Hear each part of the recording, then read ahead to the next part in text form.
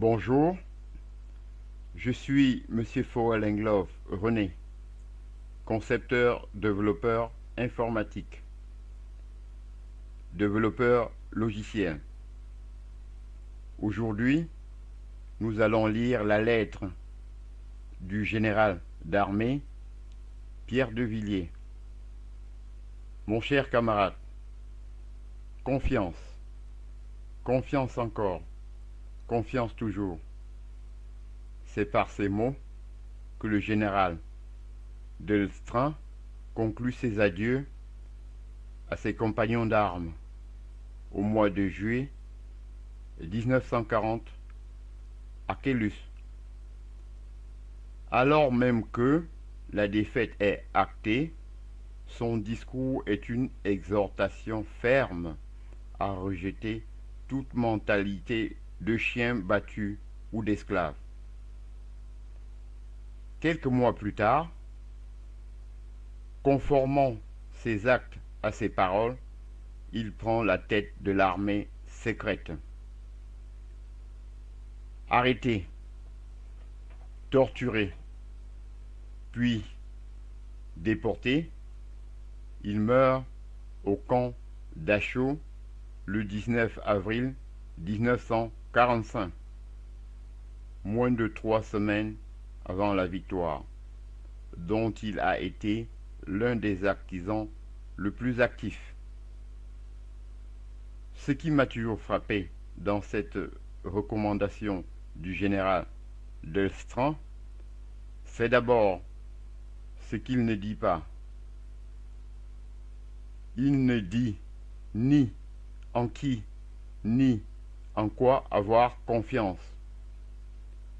À ses yeux, le plus important est avant tout cet état d'esprit singulier, cet optimisme de volonté qui choisit de voir la plus infime parcelle de lumière au cœur des ténèbres les plus noires.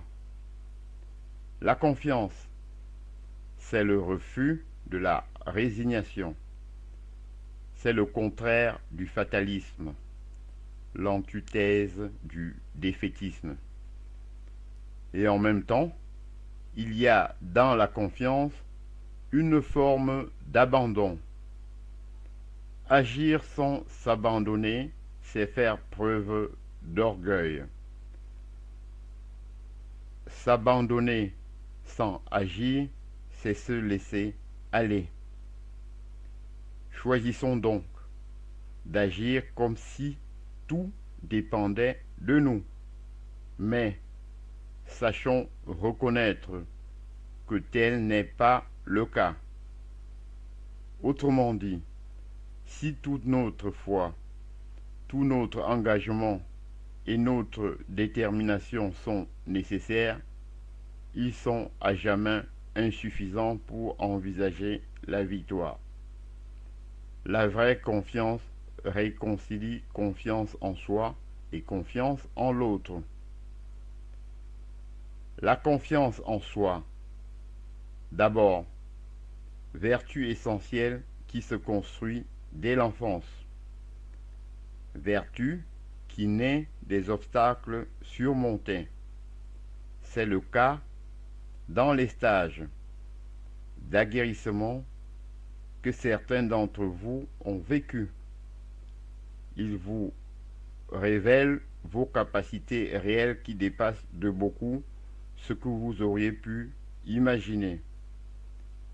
La confiance en soi est un moteur.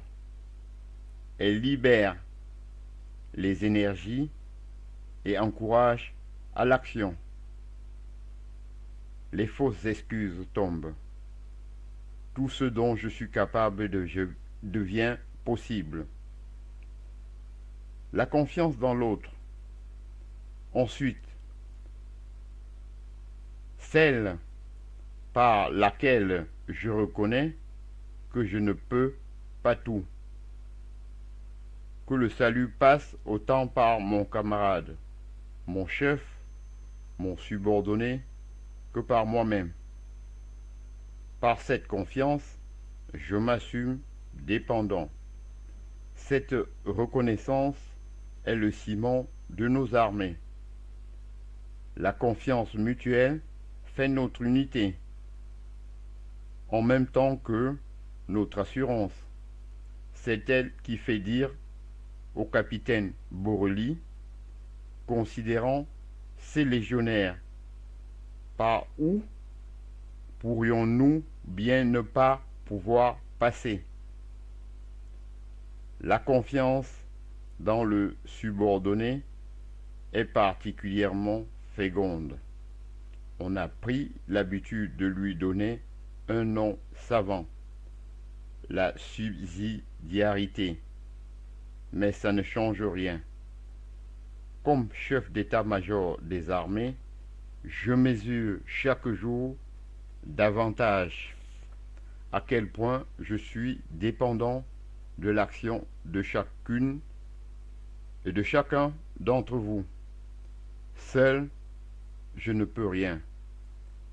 Ensemble, rien n'est possible. Je terminerai par une recommandation, parce que la confiance expose. Il faut de la lucidité. Méfiez-vous de la confiance aveugle. Qu'on vous l'accorde ou que vous l'accordiez, elle est marquée du sceau de la facilité, parce que tout le monde a ses insuffisances. Personne ne mérite d'être aveuglement suivi. La confiance est une vertu vivante. Elle a besoin de gages.